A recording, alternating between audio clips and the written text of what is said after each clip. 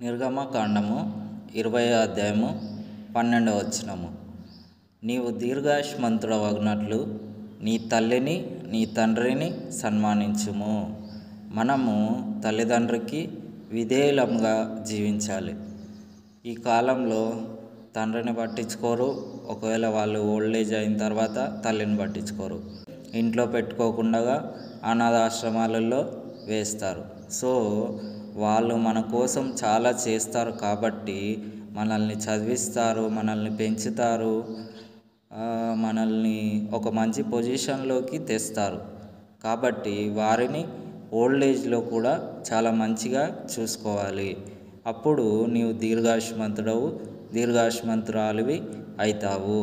So తల్లిని తండ్రిని కొంతమంది అనుకుంటారు, మీకు తెలుసా మా తల్లిదండ్రి నన్ను అర్థం చేసుకోవట్లేదు అని చాలామంది అంటుంటారు.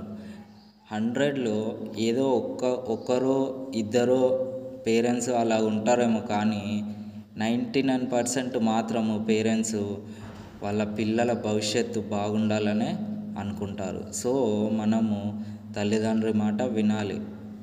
సో మీకు ఒకటి చేయాలనిపిస్తుంది. సో మీ పేరెంట్స్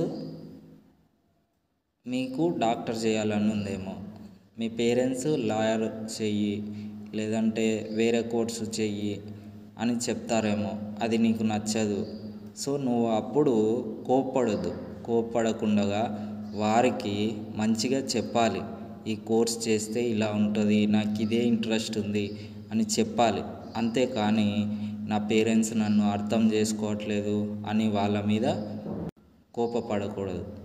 సో పేరెంట్స్ అనే వాళ్ళని చాలా జాగ్రత్తగా వారిని చూసుకోవడం అనేది చాలా మంచిది. వారిని ప్రేమించాలి, వారితో మంచిగా ఉండాలి, వారి మీద కోపపడకూడదు. అప్పుడు నీవు దీర్ఘాయుష్మంతుడవు అవుతావు. దేవుడు నిన్ను ఆశీర్వదిస్తాడు.